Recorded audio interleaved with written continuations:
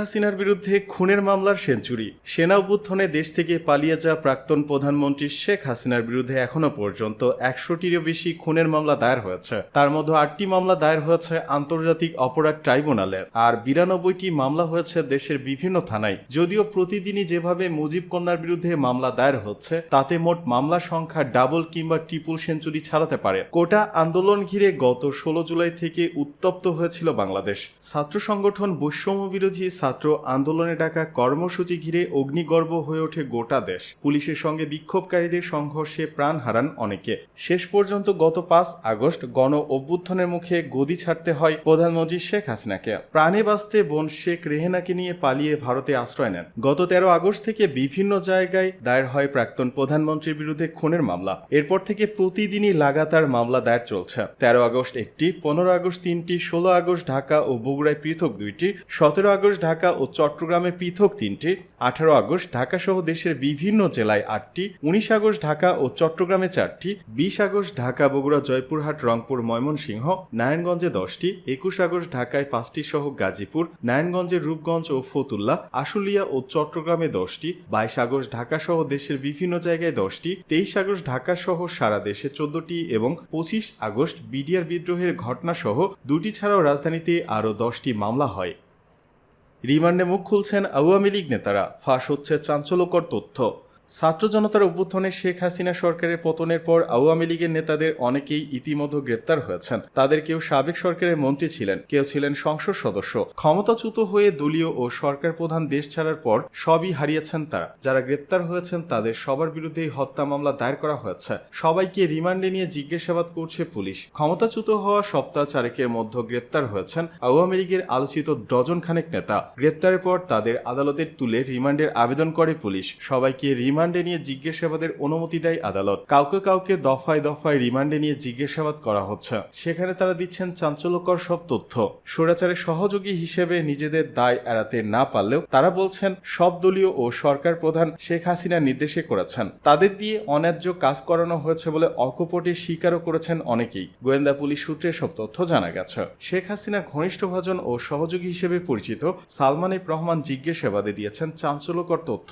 তিনি দাবি করেছেন নতুন নতুন প্রকল্প বের করার তাগাদা দিতেন শেখ হাসিনার পরিবারের সদস্যরা। নতুন প্রকল্প মানেই বড় অঙ্কের কমিশন। এর সবকিছুই জানতেন শেখ হাসিনা, তবে তিনি কখনো তাতে না করেননি। সালমান এফ রহমানের বরাত দিয়ে তদন্ত সংশ্লিষ্ট সূত্র জানায়, এ সালামের মাধ্যমে দেশ থেকে পাচার হওয়া 1.5 লাখ কোটি টাকার অর্ধেকই শেখ রেহেনা এবং সজীব ওয়াজেদ জয়কে দেওয়া হয়েছে। বাংলাদেশ ব্যাংকের তৎকালীন গভর্নর আব্দুর রউফ তালুকদারের সরাসরি তত্ত্বাবধানে এসব অনিয়ম হয়। তবে এসব বিষয়ে কেউ কথা বলার সাহস পাননি। কেবল অর্থ পাচার নয়, দেশের ইস্টার্ন রিফাইনারি চিনিকল হাতিয়ে নিলেও এস আলমের বিষয়ে সবাই ছিল একেবারে নীরব। সালমান এফ রহমান জানান, শেখ পরিবারের অতি লোভের কারণে দেশের অর্থনৈতিক অবস্থা এতটা শোচনীয় হয়েছে। তাতে সবসময় সায় দিতেন সরকারের শীর্ষস্থানীয় কিছু ব্যক্তি। শেখ হাসিনাকে বোঝাতে গিয়ে অনেকেই ছিটকে পড়েছেন, কারণ তিনি সবসময় তার নিজের সিদ্ধান্তে একেবারে অটল থাকতেন বলে দাবি সালমানের। দফায় দফায় রিমান্ডে যাওয়া সাবেক আইনমন্ত্রী আনিসুল হক দাবি করেন, তিনি এবং সালমান এফ রহমান কোটা আন্দোলনের পক্ষে ছিলেন।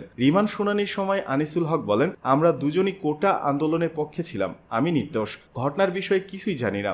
আদালতের কাছে ন্যায় বিচার চাই। সাবেক আইনমন্ত্রী জিজ্ঞাসাবাদে ডিবিকে জানিয়েছিলেন, জাতির পিতা শেখ মুজিবুর রহমানকে দেশের সম্পদ না বানিয়ে আওয়ামী লীগের সম্পদ বানিয়েছিলেন সাবেক স্বৈরাচার প্রধানমন্ত্রী শেখ হাসিনা। এটা ছিল শেখ হাসিনার বড় ভুল। তিনি নিজেকে এবং তার বাবাকে বেশি ফোকাস করতে গিয়ে জনগণের বিরাগ ভাজন হয়েছেন। সাবেক এই আইনমন্ত্রী জানান, সারা দেশে গ্রামে গঞ্জে জেলা উপজেলায় শেখ মুজিবের এত ভাস্কর্য না বানিয়ে যদি 1টি বা 2টি আন্তর্জাতিক মানের ভাস্কর্য বানাতেন, তবে সেটা দেখতে ভিড় করতেন দেশি বিদেশি পর্যটকরা। এতে শেখ মুজিবের সম্মান অনেক বাড়ত।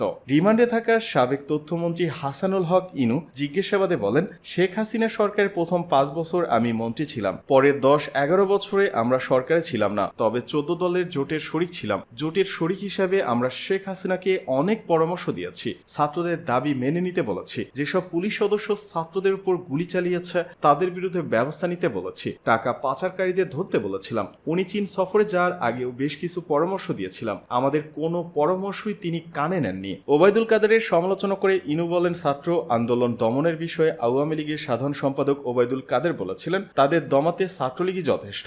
এই মন্তব্যটি ছাত্র জনতার উপর বিরূপ প্রতিক্রিয়ার সৃষ্টি করেছিল। এ সময় এই আন্দোলনের জন্য ওবায়দুল কাদেরকেই দায়ী করেন ইনু। জিজ্ঞাসাবাদে ওয়ার্কার্স পার্টির সভাপতি রাশেদ খান মেননও শেখ হাসিনার করা সমালোচনা করেন। বলেন, 1975 সালে জাতির পিতা শেখ মুজিবুর রহমানকে সপরিবারে হত্যার কারণে এদেশে মানুষের প্রতি চরম ক্ষোভ ছিল শেখ হাসিনার। তাই তার আচার আচরণ এমন ছিল যে দেশের মানুষ মরুক বা বাঁচুক এ নিয়ে কোনো মাথা ব্যথা নেই। তিনি চেয়েছিলেন শুধু ক্ষমতা, আজীবন ক্ষমতায় থাকার লোভ তাকে পেয়ে বসেছিল। এই মানসিকতাই তার জন্য কাল হয়েছে। মেনন বলেন, ছাত্র জনতার আন্দোলন কেন্দ্র করে আওয়ামী লীগ সরকারের পতনের আগে তৎকালীন প্রধানমন্ত্রী শেখ হাসিনাকে আমরা অনেক পরামর্শ দিয়েছিলাম, তিনি আমাদের কোনো কথাই শোনেননি। ডিবি সূত্র জানিয়েছে, শিক্ষামন্ত্রী থাকাকালে ঘুষ, বাণিজ্য সহ নানা অভিযোগ বিষয়ে দীপুমণিকে জিজ্ঞাসাবাদ করা হয়েছে। তিনি অনেক অভিযোগের কথাই স্বীকার করেছেন, বিশেষ করে টাকার বিনিময়ে উপাচার্য ও অধ্যক্ষ নিয়োগের কথা স্বীকার করেছেন আওয়ামী লীগের এই যুগ্ম সাধারণ সম্পাদক। ডিবি হেফাজতে রিমান্ডে থাকা সাবেক ডেপুটি স্পিকার শামসুল হক টুকু অবৈধ সম্পদ অর্জন বিষয়ে বলেন, আমার কোনো অবৈধ সম্পদ নেই, আমার বাবার ব্যবসা ছিল, আমার যা সম্পদ সবই ওই ব্যবসার মাধ্যমে অর্জিত। তিনি দাবি করেন, আমি তখন স্বরাষ্ট্র প্রতিমন্ত্রী ছিলাম, তখন মন্ত্রী ছিলেন অ্যাডভোকেট সাহারা খাতুন, যা করার তিনি করেছেন। সূত্র জানিয়েছে, রিমান্ডে মুখ খুলেছেন সাবেক ডাক, টেলিযোগাযোগ ও তথ্য প্রযুক্তি প্রতিমন্ত্রী জোনায়েদ আহমেদ পলক। তিনি জানিয়েছেন, সাবেক প্রধানমন্ত্রী পুত্র সজীব অজের জয়, শেখ রেহেনা পুত্র রাদন সিদ্দিক ববি, সাবেক বিদ্যুৎ ও জ্বালানি প্রতিমন্ত্রী নসরুল হামিদ বিপু এবং সাবেক পররাষ্ট্র প্রতিমন্ত্রী শাহরিয়ার আলম এবং সিআরআই সিন্ডিকেট কিভাবে দুর্নীতির রম রাজত্ব কায়েম করেছিল। জিজ্ঞাসাবাদে এনটিএমসির প্রাক্তন মহাপরিচালক মেজর জেনারেল অবসরপ্রাপ্ত জিয়াউল আহসান জোরপূর্বক গুম এবং হত্যার ভয়ঙ্কর তথ্য দিয়েছেন বলে জানা গেছে।